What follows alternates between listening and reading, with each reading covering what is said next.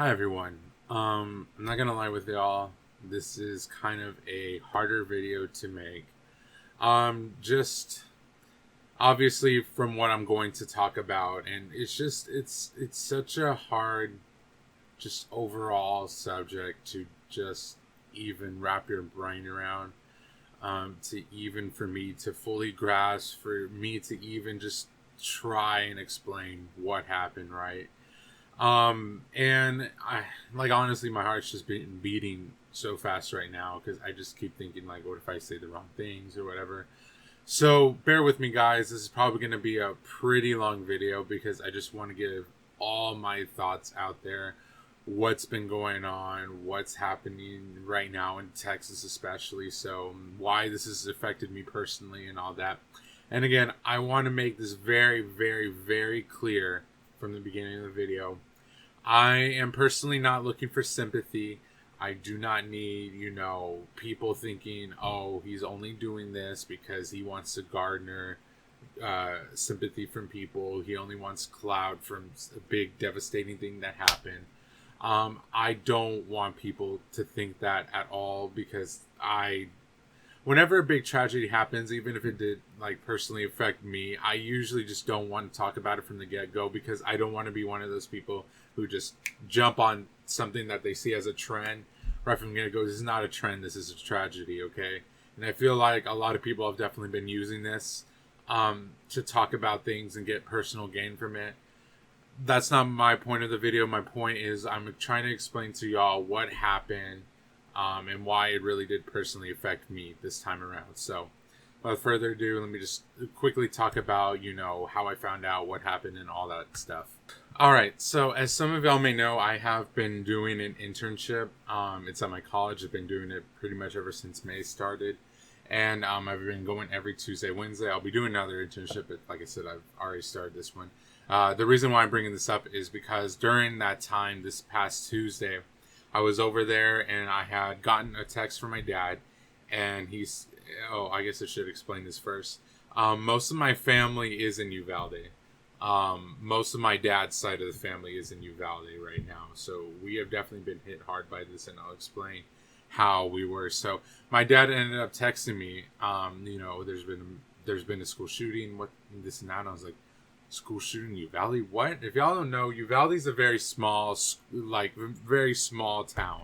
It's nowhere near any other like big towns or cities across Texas. Like you would not think Uvalde would be the thing that gets shot up. You would think, and of course I don't wish it on them, but you would just think, maybe Austin, Dallas, Houston, you think these bigger places in Texas is where it would happen, but it ends up happening in the small town Uvalde. Again, I'm definitely not wishing that upon them. I would never wish that upon anybody. But, it was just a big shock for me when this first happened. I was like, what the hell? Like, well, what's going on? How is this? I was just so confused. And, my dad's he's trying to do stuff and, he doesn't text me back for a minute. So I'm like, okay, well, what's going on? So I eventually, of course, do find out what happens. It was at Robb Elementary. My dad used to actually go there, too, which is really crazy to me. This happened at Robb Elementary School. And it was a hot mess, guys. Just trying to find out all the information that happened, like credible sources. And we heard so many things left and right of what was going on and all this and that. But I'll just cut to the chase of what I do know so far. So we do know that there is 19 children who have already passed away and 2 adults, and they were both teachers. This has been the largest mass school shooting ever in Texas and the second worst school shooting just in the United States. I don't know how to fathom that. I would have never guessed it would have hit so close to home for me. And I don't know what to tell y'all. I sincerely don't know how to process that myself. I ended up finding out that one of my cousins, and I'm not going to act like I really knew her that well. I really wish I got to know her better. I sincerely did. And, I figured you just don't think about things like that, because you think that you have all the time in the world to interact with your family, to get to know them, right? Well, one of them, her name was Amerie. I'm sure many of y'all have heard of her. She was only 10 years old. And, she tried calling the police when this all happened. She did what she was probably told by her parents. She did what she was told what to do. She did all the right things, and yet her life was still taken. Her life was still taken. And I can't imagine how they're all feeling. She was my cousin's granddaughter, like, I guess you could say my first cousin's granddaughter.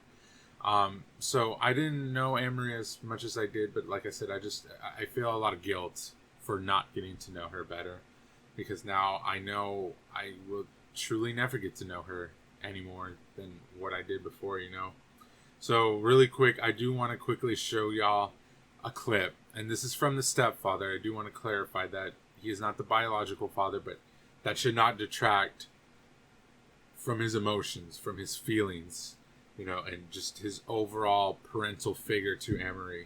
But I really wanted to show y'all this because I wanted to show y'all the true impact this has had just on the community, especially on Angel, who's the stepfather. So I'll go ahead and show that to y'all. I just want her back. I just want her back, man. I don't want to do none of this. I don't want to go to the funeral home. I don't want people's condolences. I don't want to do none of this. I just want my baby back. I just want my baby back, please. Amerie Garza's life was taken at a school we could see from her own backyard. I don't know what to do, man. She didn't deserve that. No. She didn't. Oh, she didn't.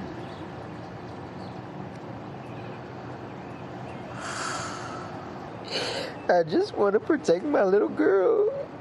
And the last time I saw her, I just dropped her off at school. I didn't know it was going to be the last time I would see her. That trip to school had been a little tradition for the pair, and the first indication that morning's journey might be the last came in the form of a text message from Amerie's mother around noon. She texted me and she was like, I heard gunshots, because apparently there was just like two. And then I guess he drove over here, he wrecked his truck. By the time I got over here, he was already in the school. Amateur video from outside the school appears to show Garza, along with other family members, pleading for answers from the police. About 10 hours later, authorities did confirm Amerie was among the dead. She just turned 10 2 weeks ago. 10, dude. She's 10. I just want to know what happened in her last moments. I want to know what she was doing, why he did that to her. Why did she get shot? I just want to know what she did. I thought I was going to put like a TikTok video as a reference in here, and I will actually be putting another one a little bit later. But I just wanted to show y'all that because I want y'all to see just like how tragic this really all is. You might hear about school shootings from different places. You don't think it's ever going to happen to you. You don't necessarily always put faces of people who are grieving into light. You may just see it like a little bit on the news and that's it, but I wanted to show it off because I want people to understand the heartbreak, and just you can hear it in his cries, just how tired he is, how frustrated he is, sorrowful he is, just how broken he is overall, right? Another cousin of mine, his name is Arnulfo Reyes, right? He was a teacher there, a 4th grade teacher at the elementary school. He is one of the sweetest people you will ever meet. I did know him better than Amerie, and he, like I said, he was just one of the sweet. He's just so sweet, guys. I cannot tell y'all anymore.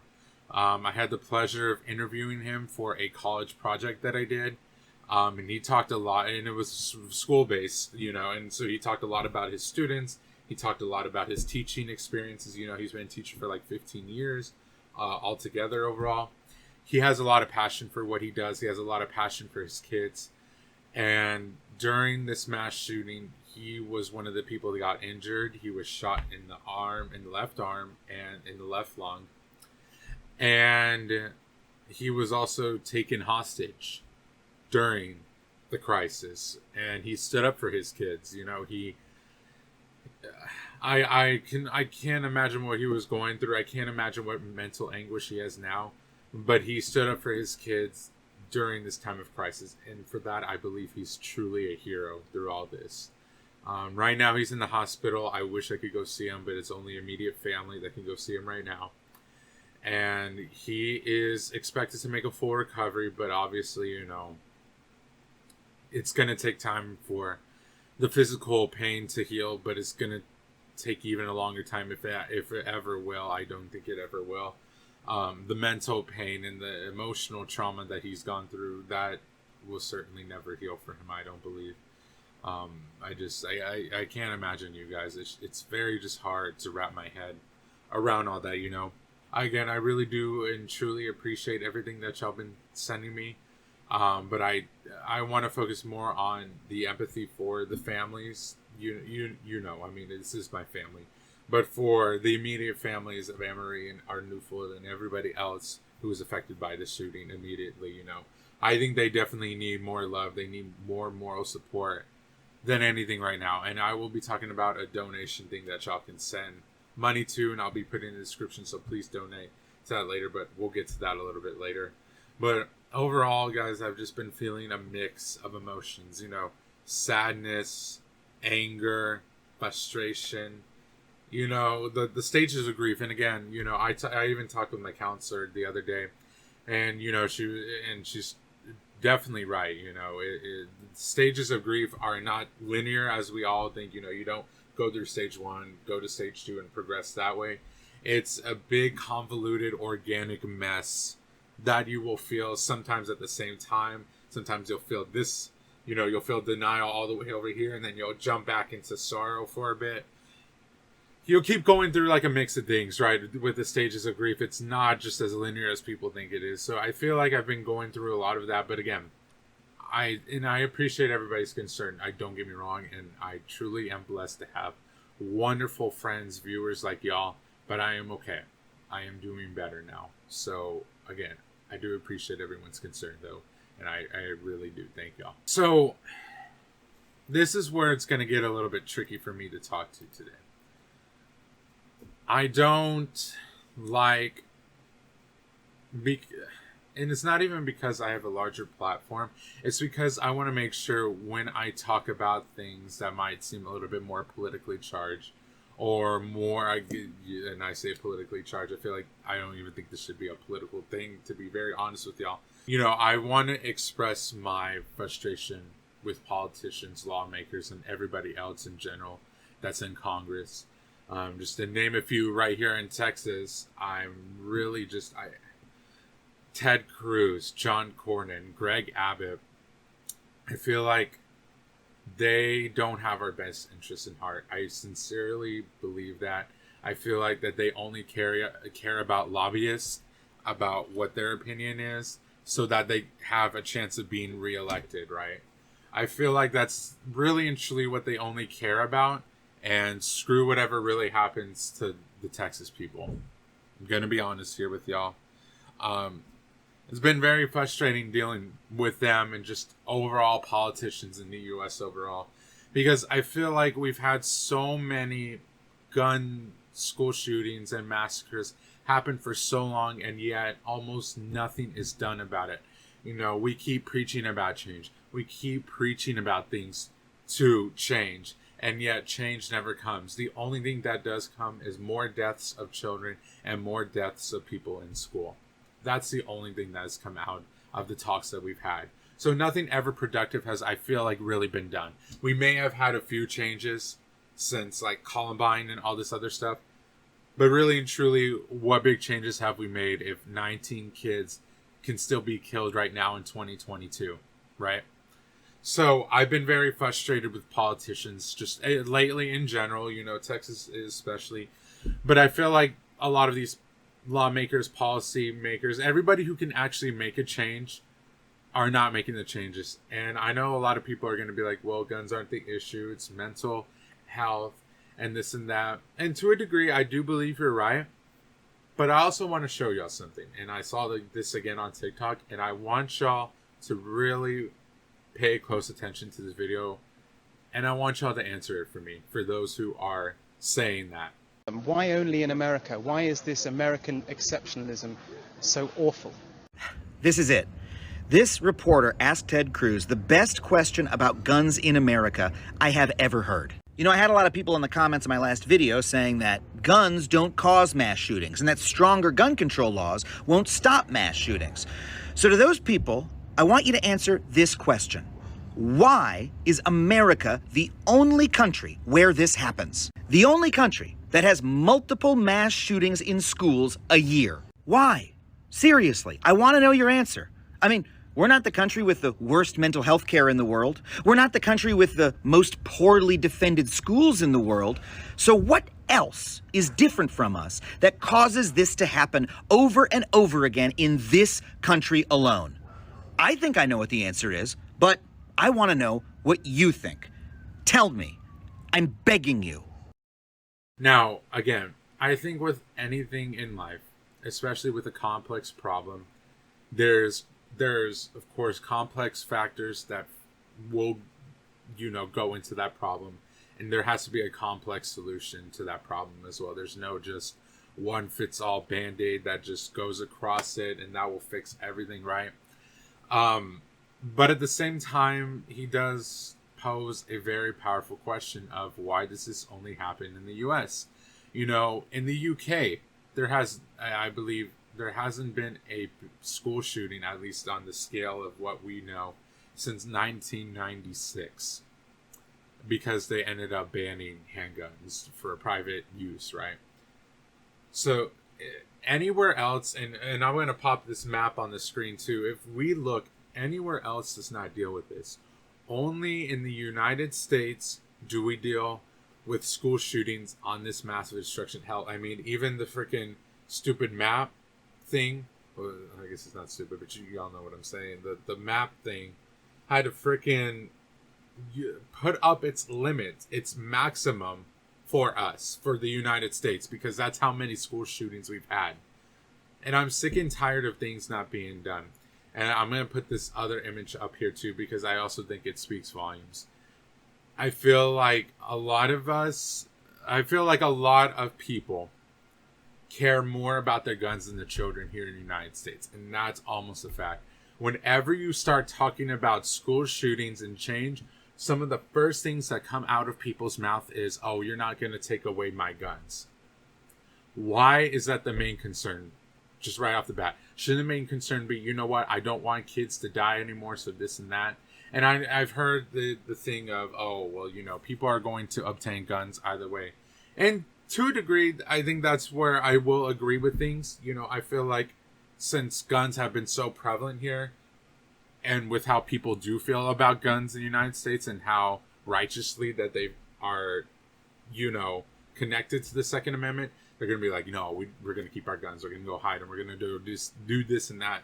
I do agree at this point. There is going to be guns that are, people will find a way, right?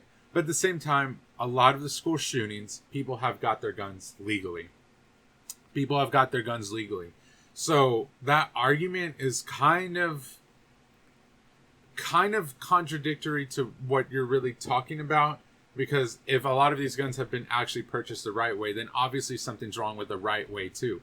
We need to find things to do. And again, another argument that I will often hear is, oh, well, it's not the gun that kills, it's the people.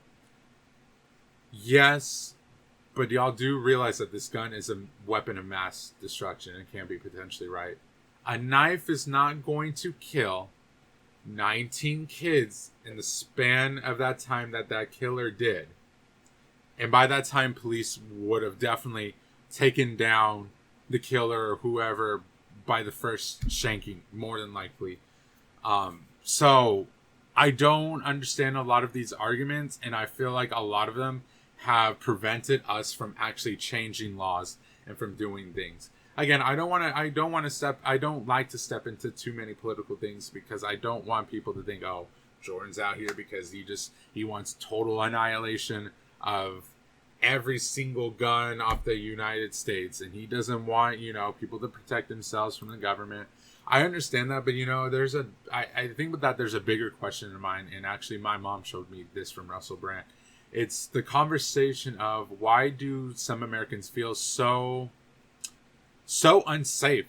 Why do we feel so unsafe of our own government that we feel like we have to have these guns in order to protect ourselves, right? There's a lot of mass hysteria. There's a lot of things that I think are driven by the fact. I think there's a lot of fake news. I feel like that there's just a lot of different political agendas that spread around false narratives to make people just fear the government even more. And don't get me wrong, do I think our government is corrupt? Absolutely. There's a lot of crap that they've probably done that we don't know about. But at the end of the day, I feel like, any other government can be corrupt. Every single other government is corrupt to a certain extent. And yet, a lot of them don't necessarily have the issues that we're having over here in the United States with guns, right? Especially with mass shootings. So why is that? Why are we the only ones dealing with this? Why do we have to continue to be subjugated to so many deaths because no one is doing anything yet? So something I definitely want to kind of put out there is something my teacher actually wrote. I don't want to take credit for this, but I think she was pretty spot on some ideas of gun reform, right? Again, I don't think taking away guns would be the final be-all solution, because again, I do feel like that there'd be ways that people will still get it, and it's a very hard topic to go into just that alone.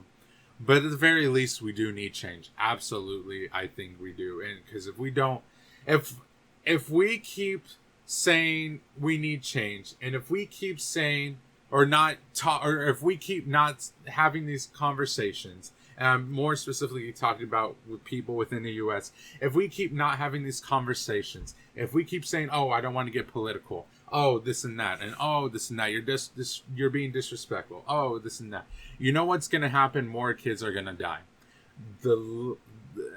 If we don't keep having these conversations, nothing is going to change. More deaths are going to happen, period. That's just how it's been going for the longest time. There is actually a thing I found in 2017. This, I guess you could say, this little meme. I don't know if you would political cartoon thing. And it was drawn back in 2017, and it still perfectly describes what we're going through in America right now. We keep talking about change. We keep having these, weird debates where, oh, I'm right, and you know what, you're not right over here. And you know what happens? Nothing changes. We don't try and come together and be like, you know what, the deaths of these kids are enough. This should have been enough a way long time ago, but apparently it wasn't. Because we still have politicians in office still arguing to this day about things and getting nothing done while they sit on their little butts and stay safe in their little cozy central offices and not have to deal with what we're dealing with down here. And I'm sick and tired of that. But anyways, let me get into what I was talking about with what my teacher said. So here are some things that my teacher has said. So one of the things she brought up was actually the HR8 Bill, right? And so what the HR8 Bill actually proposes is, and I don't understand how this wasn't something to begin with, but this is what it states. This bill establishes new background check requirements for firearm transfers between private parties. Specifically, it prohibits a firearm transfer between private parties unless a licensed gun dealer, manufacturer, or importer first takes possession of the firearm to conduct a background check. The prohibition does not apply to certain firearm transfers or exchanges, such as gift between spouses in good faith. I don't understand how this has not been passed yet. I mean, again, people are going to be like, well, are they really going to follow it and this and that? Any little thing that could potentially help us out needs to be passed, period. Again, whatever can help us out, even if it doesn't seem like it's going to help us out as much as people assume to believe it will, and even though I believe this will help us out a lot, every little thing can add up, and every little thing can make the biggest difference in our life, right? So she suggested an HR bill. She suggested changing the legal age to 21. You know, again, this is so good too, because why can I go out at 18 and, first of all, be legal for sexual activities, be able to freaking go into the military, be able to go do all this and that, and yet, and be considered adult 18, and yet, I can also buy a gun, and yet, and 21, I can't drink. I can't drink until 21. What kind of system is that? What are we doing here, folks? So I think that would be better, because if y'all didn't know, this killer was also 18 himself. Go figure. Have a 3-day waiting period after a background check. This may help curb impulse and rage purchases. Have a national database that red flags multiple purchases and purchase of a specific type, i.e. armor-piercing bullets, body armor, silencers, high-volume clips. Make it a law to lock up and secure all guns in your house, and have trigger locks on your guns. I have to have my pets registered with the city and or have them microchipped and never leave the house. So why shouldn't you have your guns locked up with a trigger lock? Close a private sale on gun show loopholes. These aren't vintage albums and books we are talking about. These are weapons of mass carnage. All sales must be made through a reputable dealer. And then her final thing was, and my favorite, make it legal for private citizens to sue those whose guns are used in a crime for aiding and abetting up to $10,000. I think that last one is pretty powerful too, because again, it's like with a lot of these guns too, especially for these younger people, you know, unfortunately people around my age, how they usually get access to it, and how just a lot of accidents do happen with younger kids, especially, is because parents are, and you know, whoever is trying to take care of them, are negligent. They don't lock up their guns. They don't, you know, put the appropriate safety measures for them, right? And this would ensure, you know, because the moment you know, oh crap, I'm gonna get fined, and that's sad. That's what it takes. But that probably is what it's going to take to make sure that people actually lock up their freaking guns and put safety stuff on them.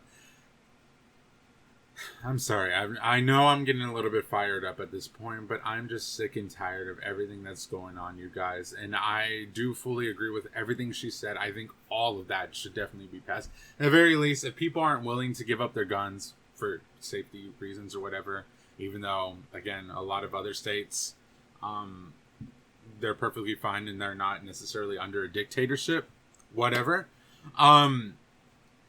If you don't want to do that, then at least abide by this, because a lot of people seem to, again, really care about their guns, especially more than children. And that is what really makes me sick. That's what really makes me sick.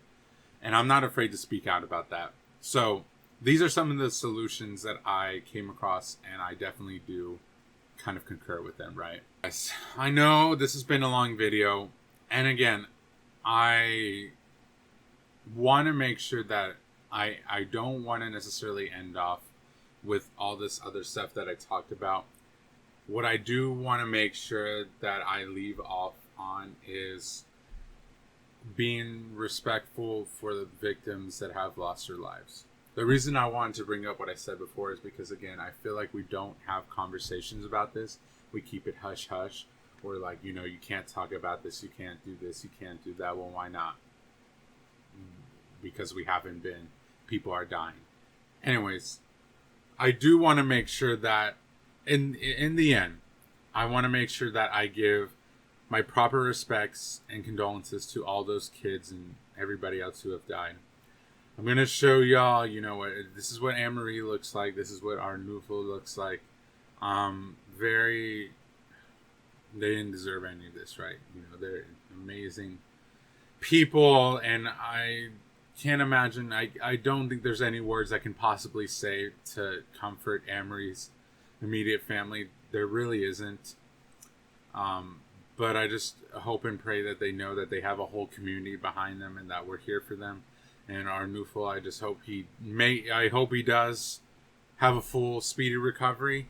I hope he can get the mental help he needs, because I know he's going to need a lot of counseling, a lot of therapy, physical and mental therapy for what he went through. So I hope he can get everything and much more, because they all deserve it. And if you do feel in your heart that you want to help him out, I'm going to be offering, well, it's the same thing technically, but I'm going to be offering two means of this. So again, I'm going to be putting all the donations in the description, one specifically for Amerie, one for Arnulfo. These are both GoFundMes, but they are legitimate GoFundMes, and they will go to the family of Amerie and to Arnulfo for his recovery process. And then I will also be putting something down there. I believe it's through some kind of bank. It's official. Robb Elementary has it on their website. This is for every victim out there, for all the families that went through this. This is just like a general donation all around. So if you want to donate to that, more power to you. You know, donate to whatever you feel in your heart to donate to. You know, obviously, I care a lot for my cousins, and I hope that they get what they need out of this. But I definitely understand if you want to donate to the other families, because they need that just as much as we do, right? In the end. So I'll be putting that down there. And I know this is like really weird to talk about. And I was really debating back and forth whether I wanted to do this, because I've been planning to do it today. And I was like, should I feel like I'm going to be celebrating when something so bad has happened? But I feel like that when I do this is going to bring in a lot of traction. I feel like this is going to bring in a lot of people. So it's like, you know what? I should do this today, because I want to try and have a big donation stream. So today, what I'm actually going to be doing today, guys, I'm going to be doing something for 1,000 subscribers, because I haven't done this before. Or I haven't done anything for 1,000 subscribers yet. I'm going to be doing my most requested game ever. I'm actually going to finally be playing Minecraft. I know. What a shocker. I'm going to be playing Minecraft tonight, because I've never touched Minecraft in my life. So I'm going to be playing it tonight. I'm going to have, I hope a lot of people come out to tonight's stream. And what I want to do with that is I want to, in the live chat, I want to pin the GoFundMes for all those families. So that way, you know, I can tell people, hey, you know, I appreciate y'all being here. Thank y'all so much. Please go donate. And we'll make this into a big, huge donation stream for that. So I figured that's what's something I would do, because personally, I am doing better. I feel like I am able to do a stream at this point in time. And, you know, what better way to celebrate 1,000 subscribers and to really bring awareness for something than something like this that has personally affected me. So that's kind of like my plan today. My goal is to just try and, you know, get as much money as we can for Uvalde, because they really need it. Again, there's nothing we can do or say. You know, we can give them thoughts and prayers. And I you know, I know a lot of people talk about that, and they're like, you know, oh, thoughts and prayers are not helping this and that. I think thoughts and prayers help, though. I genuinely do, because it lets people know that, hey, I am thinking of you. There's not too much in my power that I can personally do right now. So I want you to know that you are in my thoughts and prayers, and that I am thinking of you during these hard times. Doesn't fix anything necessarily, but I think it's appreciated. I think it is appreciated. It does come off a little bit different when a politician says it, because you know that they can actually make that change to do stuff. And, you know, words are just words at the end of the day, when you can just provide an action to it. Again, actions speak louder than words, right? So for politicians, I think that's the most prevalent idea we can have, is for them to push action and not just to keep saying, oh, I'm very sorry. We'll show that you're sorry, because we desperately need that, right? Anyways, guys, I think that this is where I'm going to end off the video. I know this is super long, and I apologize. I just really wanted to give out all my thoughts there today. Everything I've been thinking about, all the things that have been happening in my family. And I want to end off remembering Amerie. I want to end off with people knowing that Arnulfo was a hero during this time. And I just have much love for them. And I, keep in the memory of every other kid and teacher that was killed in this tragic accident as well. I want them to be remembered and want that to be the last thing and everybody's takeaway from this video. So I want to end off with something to show y'all. This kind of broke me. This is from a little girl named Ellie Garcia. She was one of the victims in this, and one of the videos she made, you can just tell how sweet she was, and she looked like she was just the happiest little thing for her dad. I want to end off with this video because I want people to understand that there are genuine people behind these shootings, that there are,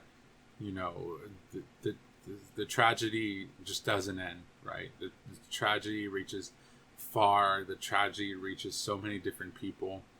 And I want people to remember her face as well, and to remember her kind and caring personality. And I want us to remember all these people and make a change within America, because we desperately need it. So thank y'all for watching. I hope y'all are all doing well. Hug your families tight today. Keep your friends close. We need people. We need more empathy. We need a lot of hope. I feel like we need God. I feel like we need a lot of things. So thank y'all so much. And I hope y'all, and like I said, I hope y'all are doing well. So here's the video. Hi Dad, I love you so much. And I wish you could come to my birthday, but Dad, you gotta be at work. So I made this video, and my mom could over show you the surprise she made me. And when you get out of work, I'll be there for you. I love you, Dad. And you can send me a video too. I'll be happy. I can power it and I love you, Dad. Bye.